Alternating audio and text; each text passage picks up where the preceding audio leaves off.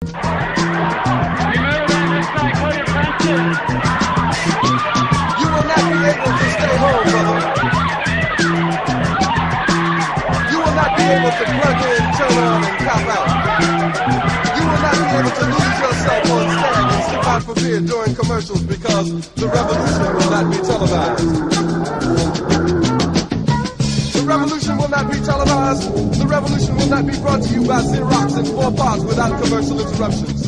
The revolution will not show you pictures of Nixon blowing a bugle and leading a charge by John Mitchell, General Abrams, and Spyro Agnew to eat hog maws confiscated from a Harlem sanctuary. The revolution will not be televised. The revolution will not be brought to you by the Schaefer Award Theater and will not star Natalie Woods and Steve McQueen or Bullwinkle and Julia.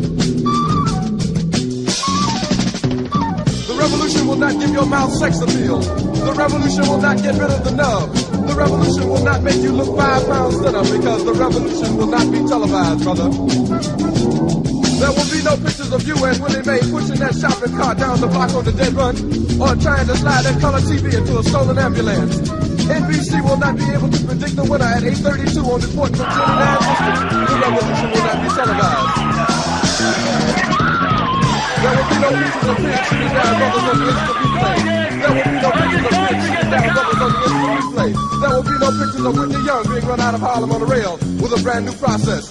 There will be no slow motion or still life of Roy Wilkins strolling through Watts in a red, black, and green liberation jumpsuit that he has been saving for just the proper occasion.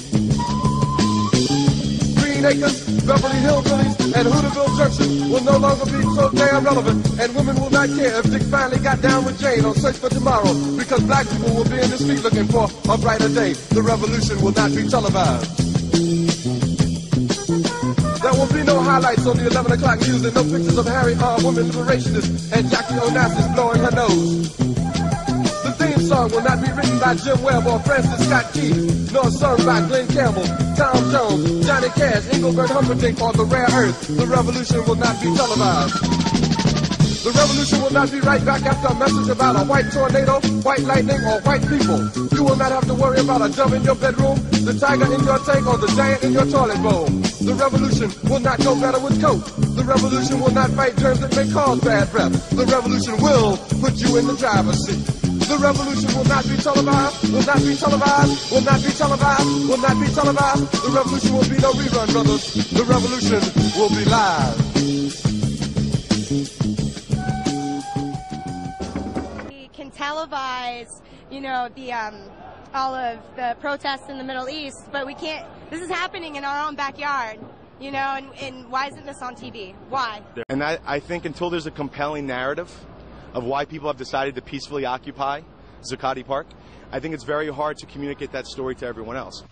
Continuing now with Michael Moore. I asked Will Bunch this question last night. Let me ask a version of it to you tonight. That's 2,000 or 500 or 50 Tea Partiers there protesting taxes or protesting stimulus or anything else they don't like on Wall Street. It's on the evening news, isn't it?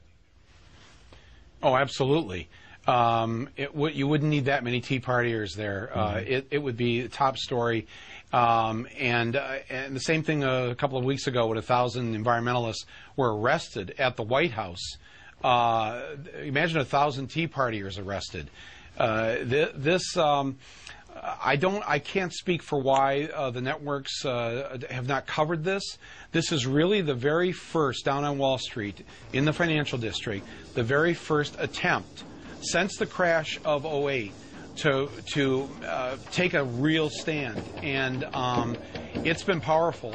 And I gotta believe that even though it may only number in the hundreds right now, this is going to grow, not only on Wall Street, but in communities all over America. And I would encourage people watching this show to think about, okay, you can't make it to New York City, but there's a branch of Chase Bank in your town. There's a branch of Bank of America. And there's nothing preventing you from organizing a demonstration outside that branch with signs, with possibly even civil disobedience, to make your voices heard.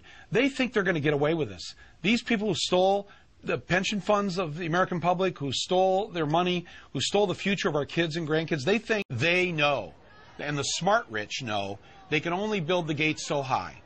And sooner or later, history proves that people, when they've had enough, aren't going to take it anymore. And it's much better to deal with it nonviolently now, through the political system, than what could possibly happen in the future, which nobody wants to see. But if there isn't serious action right away, what you see on Wall Street, that'll be known as that's where it began.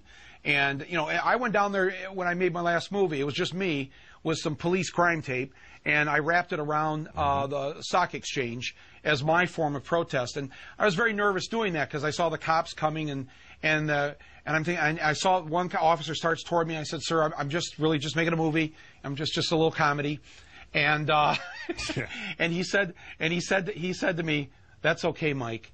He said, "These guys in here, they've lost so much money out of our police pension fund as a result of what they've done." He said to me, New York cop, he said, "You just take all the time you want." Oh, my. I said, "Oh, okay." Wow, the police are on our side. There's your first hole in the ground.